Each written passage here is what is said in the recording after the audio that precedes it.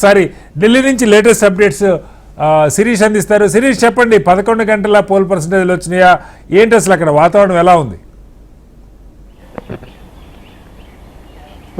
Cutter గారు, ప్రస్తుతం అయితే ఎలక్షన్ ఇంకా కొనసాగుతూనే ఉంది. ఒక పశ్చిమ బెంగాల్ మినహాయిస్తే మిగిలిన చోట్ల అన్ని చోట్ల కూడా ఎలక్షన్ అనేది కూడా ప్రశాంతంగానే కొనసాగుతుంది. దాదాపుగా 11 గంటల వరకు కనుక చూసినట్లయితే 25% పోలింగ్ అనేది కూడా నమోదైంది. కానీ గత 2 ఫేజులతో పోల్చి చూసినట్లయితే కొంత తక్కువ పోలింగ్ అనేది కూడా నమోదైనట్లుగా కనపడుతోంది. 93 లోక్సభ నియోజకవర్గాల పరిధిలో 11 గంటల వరకు కేవలం 25.41% మాత్రమే పోలింగ్ నమోదైంది. అస్సాంలో వచ్చేసి 23. శిరీష్, కొంత ఎక్కువగానే నమోదైంది, 29.90%. దాద్రా నగర్ హవేలీ వచ్చేసి 90%.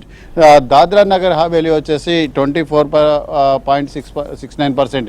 ఇందులో అండమాన్ నికోబార్ దీవులు కూడా ఉన్నాయి. ఒకటి దాద్రా నగర్ హవేలీ, ఒకటి అండమాన్ నికోబార్ దీవులు, 2 నియోజకవర్గాలను కూడా కలిపి ఒకే దాని కింద ఎలక్షన్ కమిషన్ ఈ పర్సంటేజ్ కూడా ఇవ్వడం జరిగింది. అదేవిధంగా గోవా వచ్చేసి కొంత ఎక్కువగా 30.94%. గుజరాత్లో మాత్రం మొదటి 2 గంటల్లో కొంత తక్కువ పోలింగ్ నమోదైనప్పటికీ ఆ తర్వాత 24.35% పోలింగ్ నమోదైంది. కర్ణాటకలో 24.48%. కొంత మధ్యప్రదేశ్లో మాత్రం అత్యధికంగా 30.21% నమోదైతే మహారాష్ట్రలో మాత్రం 20 కంటే తక్కువనే నమోదైంది, కేవలం 18.18%. ఉత్తరప్రదేశ్లో 26.12%. పశ్చిమ బెంగాల్లో మాత్రం అన్ని రాష్ట్రాల కంటే అత్యధికంగా 32.82% పోలింగ్ అనేది కూడా నమోదైంది. ప్రస్తుతానికైతే పోలింగ్ కొనసాగుతూనే ఉంది. కొన్ని ప్రాంతాల్లో ఓటర్లు ఉత్సాహంగా ఓటింగ్లో పాల్గొంటే మరికొన్ని ప్రాంతాల్లో మాత్రం మందకొడిగా పోలింగ్ అనేది కూడా కొనసాగుతుంది. సాయంత్రం అంటే 4 గంటల తర్వాత పోలింగ్ పర్సెంటేజ్ అనేది ఎక్కువ నమోదయ్యే అవకాశం ఉంది. ఎక్కువ సంఖ్యలో ఓటర్లందరూ కూడా ఈవినింగ్ అంటే పోలింగ్ ముగుస్తుందనగా ఒక గంట ముందు వచ్చేసి క్యూ లైన్లలో నిలబడి ఓటు హక్కు వినియోగించుకునేందుకు అవకాశం ఉందని చెప్పేసి కేంద్ర ఎన్నికల సంఘం చెబుతోంది.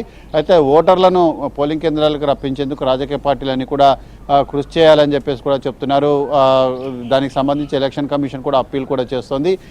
చూద్దాం, ఇంకా 11 గంటల నుంచి 1 గంట వరకు ఏదైతే పోలింగ్ శాతం ఉందో అది 1:30కు కేంద్ర ఎన్నికల సంఘం రిలీజ్ అవుతుంది. అప్పటికల్లా కనీసం ఒక 40% పైగా పోలింగ్ అనేది కూడా నమోదైతే ఇక మధ్యాహ్నం ఇంకొక 20-25% ఎక్స్పెక్ట్ చేయడానికి అవకాశం అనేది కూడా ఉంటుంది. శ్రీనివాస్, రైట్ శిరీష్, మళ్ళీ వస్తాను మీ దగ్గర.